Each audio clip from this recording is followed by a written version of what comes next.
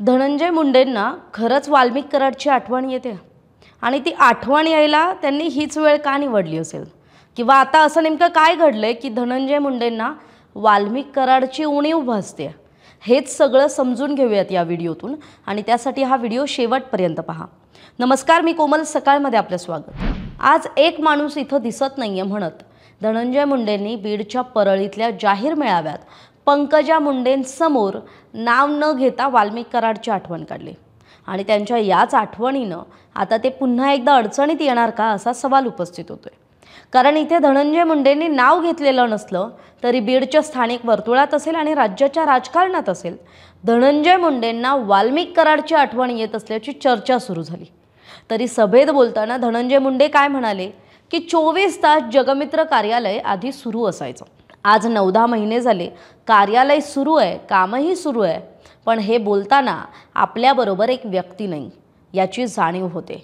माझ्या एका कार्यकर्त्याची, सहकार्याची उणीव जाणवते। काय चुकलं काय नाही ते न्यायालय पाहिल असं वक्तव्य सुद्धा मुंडेंनी केलं। त्यांनी नाव घेतलं नसलं तरी हे वक्तव्य वाल्मिक कराडशी संबंधित असल्याचं बोललं गेलं, कारण जगमित्रच्या माध्यमातून वाल्मिक कराडच धनंजय मुंडेंची सर्व कामं पाहायचं, सर्व कामं करायचा। आता या दोघांमधलं नातं कसं होतं तेही पुढे सांगणार आहे, पण आत्ताची वेळ का महत्त्वाची आहे ते सांगते। राज्यभरात नगरपालिका, नगर परिषदा, नगर पंचायत निवडणुकांची रणधुमाळी सुरू आहे। सर्वच पक्षांचे नेते मोठ्या प्रमाणावर आता प्रचार सभा घेत आहेत आणि मग अशातच परळीत महायुतीच्या सभेत राष्ट्रवादी काँग्रेस अजित पवार पक्षाचे नेते आणि आमदार धनंजय मुंडेंच्या एका विधानानंच मोठी खळबळ उडवली। ते विधान म्हणजे आपल्या भाषणात धनंजय मुंडेंना संतोष देशमुख हत्या प्रकरणात तुरुंगात असलेल्या वाल्मिक कराडची आठवण झाल्याचं बोललं गेलं। विशेष म्हणजे या मेळाव्याला पंकजा मुंडेंची उपस्थिती होती, तर याच मेळाव्यात पंकजा मुंडेंनी सुद्धा एक वक्तव्य केलं, ते म्हणजे गव्हासोबत किडे सुद्धा भरडले गेले। त्यामुळे आता पंकजा मुंडेंचा रोख नेमका कुणाकडे होता हा सुद्धा एक वेगळा विषय, पण आपण बोलतोय धनंजय मुंडेंच्या वक्तव्याविषयी। धनंजय मुंडेंनी जे वक्तव्य केलं त्यानंतर खरं तर धनंजय मुंडेंच्या वक्तव्याचे आज राजकीय वर्तुळात अनेक पडसाद पाहायला मिळाले। यात सगळ्यात आधी प्रतिक्रिया आली ते सरपंच संतोष देशमुख यांचे बंधू धनंजय देशमुख यांची। त्यावर ते काय म्हणाले ते आधी सांगते की या सगळ्यांनी मिळून केलेलं पाप आहे हे काही दिवस आधीपर्यंत अंग झटकत होते की खरं कधीच लपत नाही आणि खोटं कधीच झाकत नाही। त्याप्रमाणे आज यांना स्पष्टोक्ती द्यायची वेळ आली आहे। तो जो आरोपी आहे, खुनातला असेल, खंडणीतला असेल, जो मुख्य सूत्रधार आहे तो यांचा सहकारी आहे। त्यामुळे कुठलंही नुकसान झालं तरी मी त्याला सोडू शकत नाही आणि नक्कीच खून प्रकरणं असतील, खंडणी असतील आणि इतर चुकीची कामं असतील त्याचं प्रमाण आता बीड जिल्ह्यातलं कमी झालेलं आहे। याला नवीन पोलीस आयुक्त असतील, मुख्यमंत्र्यांनी गुन्हेगारी कशी संपुष्टात येईल यावर केलेल्या उपाययोजना असतील, परंतु यांना या सगळ्या चुकीच्या गोष्टी पुन्हा सुरू करायच्या आहेत आणि त्यासाठी उणीव भासली असेल, कारण हेच सगळे कटकारस्थान करणारी ही कंपनी आहे। देशमुख खून प्रकरणाला 1 वर्ष होत आलंय, याची कधी आठवण किंवा उणीव भासली नाही की एक चांगला निष्पाप सरपंच या गावातून गेला, परंतु जो गुन्हेगार आहे, अनेक खोटे गुन्हे आणि खोट्या गोष्टी या जिल्ह्यात ज्यानं माजवल्या त्याची यांना उणीव भासली। या संदर्भात उपमुख्यमंत्री अजित पवार आणि मुख्यमंत्री देवेंद्र फडणवीस यांनी वेळीच लक्ष देणं गरजेचं आहे। कोणत्याही चुकीच्या व्यक्तींना यात अडकवण्यात आलं नाही, ज्यांनी चुकीचं काम केलं त्यांनाच अडकवण्यात आलंय असं सुद्धा धनंजय देशमुखांनी म्हटलंय। ते आज आपले सकाळचे प्रतिनिधी योगेश काशीद यांच्याशी बोलत होते। आता ही झाली धनंजय देशमुखांची प्रतिक्रिया। आता येऊयात आपण जरांगेंच्या प्रतिक्रियेवर। जरांगेंनी ज्यावेळी हे धनंजय मुंडेंचं वक्तव्य ऐकलं तेव्हा त्यांचा तर अगदी भडका उडाला। जरांगेंनी प्रतिक्रिया देताना काय म्हटलंय की संतोष देशमुखांची क्रूर हत्या करूनही जर तो म्हणजे एकेरी उल्लेख हा त्यांनी जरांगेंनी धनंजय मुंडेंचा केला होता, जर तो म्हणत असेल की मला त्याची उणीव भासते तर त्याच्या इतका नीच माणूस या पृथ्वी तलावर दुसरा असूच शकत नाही। तो गोरगरीब लेकरांचे मुर्दे पाडत असेल तर अशा माणसाला किती दिवस फडणवीसांनी आणि अजित पवारांनी पाठीशी घालायचं? आता तरी अजित पवारांचे डोळे उघडले तर बरं होईल असं जरांगेंनी म्हटलंय। त्यामुळे आता या धनंजय देशमुखांची प्रतिक्रिया, जरांगेंची प्रतिक्रिया ही अत्यंत तीव्र स्वरूपाची आहे।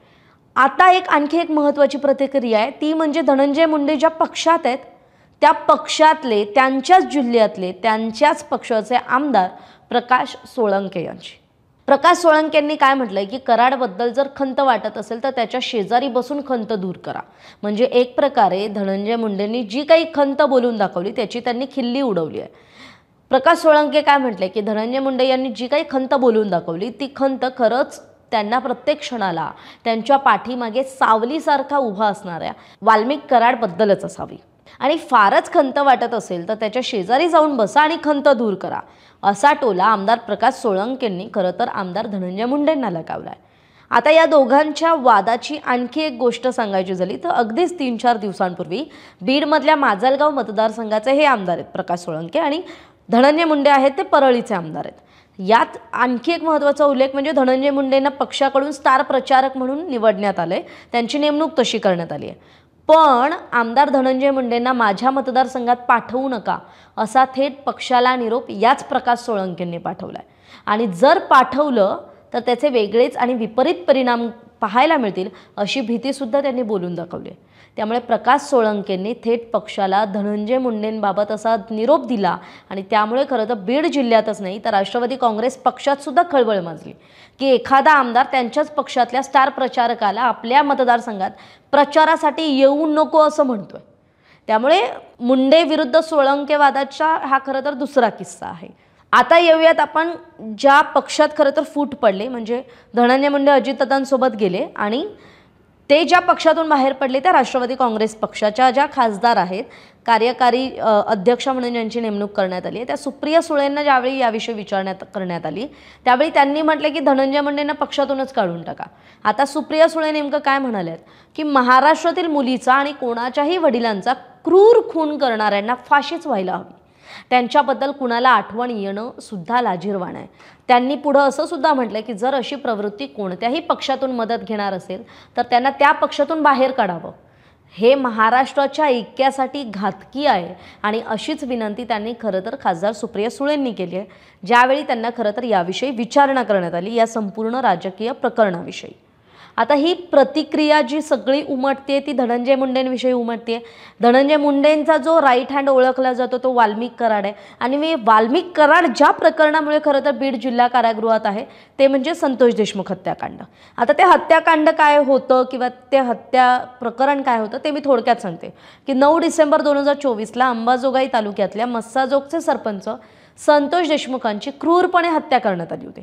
या हत्येमागे खंडणीचा वाद असल्याचं तपासात निष्पन्न झालं. या प्रकरणात धनंजय मुंडेंचा जवळचा सहकारी म्हणून ओळखले जाणारे वाल्मिक कराड यांनी त्याचे साथीदार यांच्यावर गुन्हा दाखल आहे. एक आरोपी वगळता म्हणजे कृष्णा आंधळे वगळता बाकी सगळे आरोपी हे आता तुरुंगात आहेत. काही दिवस फरार राहिल्यानंतर स्वतः वाल्मिक कराडनं पुण्यात खरं तर आत्मसमर्पण केलं आणि तेव्हापासून वाल्मिक कराड हा न्यायालयीन कोठडीत आहे आणि या प्रकरणामुळे खरं तर धनंजय मुंडेंना आपलं मंत्रिपदसुद्धा गमवावं लागलं आणि त्यांच्या हाती येणारी बीड जिल्ह्याची पालकमंत्रीपदाची धुरासुद्धा काढून घेण्यात आली किंवा त्याला विरोध करण्यात आला आणि मग ते पालकमंत्रीपद अजितदादांकडे गेला. आता महत्त्वाचा मुद्दा खरं तर ज्या विषयावर आपण चर्चा करतो की धनंजय मुंडेंना वाल्मिक कराडची आताच आठवण का येते तर हे सांगायचं झालं तर वाल्मिक कराड मी आधी म्हटलं तसं तो धनंजय मुंडेंसोबतचा अगदी त्यांचा जवळचा सहकारी आहे. तो त्याच्या लहानपणापासून आहे म्हणजे मुंडेंच्या घरातला नोकर ते धनंजय मुंडेंचा राईट हँड असा त्याचा तो प्रवास राहिला आहे. तर त्याच्या प्रवासाविषयीचा एक व्हिडिओसुद्धा आपल्याला सकाळच्या यूट्यूब चॅनलवर पाहता येईल जिथे वाल्मिक कराडची पूर्ण ओळख करून देण्यात आली आहे. आता मुद्द्यावर येऊयात की आता मुंडेंना आठवण का होते वाल्मिक कराडची तर काका पुतण्यात जेव्हा फूट पडली त्यानंतर वाल्मिक कराड हा गोपीनाथ मुंडेंसोबत नाही तर धनंजय मुंडेंसोबत गेला. धनंजय मुंडेंना हवं नको ते सगळं वाल्मिक कराड बघायचा. म्हणजे धनंजय मुंडेंचं जे जगमित्र कार्यालय आहे परळीतलं ते सुद्धा हाच वाल्मिक कराड चालवायचा. इथूनच अनेक गरजूंना वैद्यकीय मदत केली जायची, लग्नासाठी मदत दिली जायची. पण सध्या या कार्यालयाचं काम संथ गतीनं सुरू आहे कारण वाल्मिक कराड आपल्याला माहिती आहे तुरुंगात आहे. आता धनंजय मुंडे आणि वाल्मिक कराड यांच्यात काही व्यवसायांमध्ये ते पार्टनरसुद्धा असल्याचं पुढे आलं होतं. अनेक ठिकाणी ते सोबत मालमत्ता त्यांची असल्याचं सुद्धा सामाजिक कार्यकर्ते अंजली दमानी यांनी म्हटलं होतं. आता धनंजय मुंडेंची कामच हा वाल्मिक कराड बघायचा. म्हणजे कृषी मंत्री असताना बैठका घेणं असो, बदल्यांचे रेट्स ठरवणं असो, हे सगळं काही वाल्मिक कराड करायचं असा त्याच्यावर आरोप आहे. आता मतदारसंघातलं सगळं म्हणजे परळीच्या मतदारसंघातलं सगळं गणित, तिथली जी राजकीय गणितं असतील, सामाजिक समिती समीकरण असतील ते सगळे हा वाल्मिक कराड बघायचा. म्हणजे धनंजय मुंडेंना मतदारसंघात लक्ष द्यायची गरजच नसायची आणि त्यामुळे ते मंत्रिपदी असताना राज्यावर दौरा करायचे आणि परळीतलं जे सगळं काही आहे ते हा वाल्मिक कराड बघायचा. मग राखीचा टेंडर असेल, वाळूचं प्लॉटिंग असेल, खंडणीची कामं असतील तर तो कुणासाठी पैसा उभा करायचा हा सुद्धा प्रश्न आहे ना. कारण विधानसभा निवडणुकीत परळीत बूथ ताब्यात घेण्यात आलं होतं. यावेळी निवडणुकीची यंत्रणा सुद्धा हा वाल्मिक कराड हाताळायचा असा आरोप होतो आणि त्यामुळेच खरं तर धनंजय मुंडेंचा विजय सोपा व्हायचा. पण आता काय झालंय, आता नगरपालिका निवडणुका आल्यात, स्थानिक स्वराज्य संस्थांच्या निवडणुका आल्यात आणि धनंजय मुंडेंना आता वाल्मिक कराडची आठवण येते. कारण त्याचं नाव घेतल्यानंतर तरी मतं मिळतील असा धनंजय मुंडेंचा एक प्रकारे समज असावा. कारण मराठा समाज तर धनंजय मुंडेंपासून कधीच दुरावलाय. पण आता जो वंजारी समाज आहे, जो खरं तर वाल्मिक अण्णाला अगदी देवमाणूस म्हणून बघतो, जो परळीतला एक समाज आहे आणि म्हणजे वाल्मिक अण्णाला देव म्हणून बघणाऱ्या लोकांना तरी आपल्याकडे खेचून घ्यावं म्हणून तर धनंजय मुंडेंनी हे नाव घेतलं नसलं तरी त्याची आठवण तर काढली नाही ना, असा सवाल उपस्थित होतोय. तरी चुकीच्या मार्गानं गोळा केलेला पैसा, तरुणांची जी टीम बनवली, पोलीस यंत्रणा वापरली, प्रशासकीय यंत्रणेचा जो वापर करून वाल्मिक जे काही करायचा परळीत ते कुणासाठी करायचा, तर याच मुंडेंसाठी नाही का. पण वाल्मिकला मानणाऱ्या वर्गाला गोंजाळण्यासाठीच धनंजय मुंडेंनी त्याची आठवण तर काढली नाही ना. तरी आपल्याला याविषयी काय वाटतंय, आपली मतं कमेंट करून जरूर कळवा. याविषयीचे इनपुट दिले होते माझे सहकारी संतोष कानडे याने. आणि आपल्याला यासह अनेक राजकीय विषयांचे व्हिडिओ पाहण्यासाठी सकाळचं यूट्यूब चॅनल सबस्क्राईब करायला विसरू नका. महाराष्ट्रातील सर्व बातम्यांचे विश्वासार्ह व्यासपीठ सकाळच्या सर्व सोशल मीडिया प्लॅटफॉर्मला लाईक, फॉलो आणि सबस्क्राईब करा. तसंच सर्व नोटिफिकेशनसाठी बेल आयकॉन प्रेस करायला विसरू नका.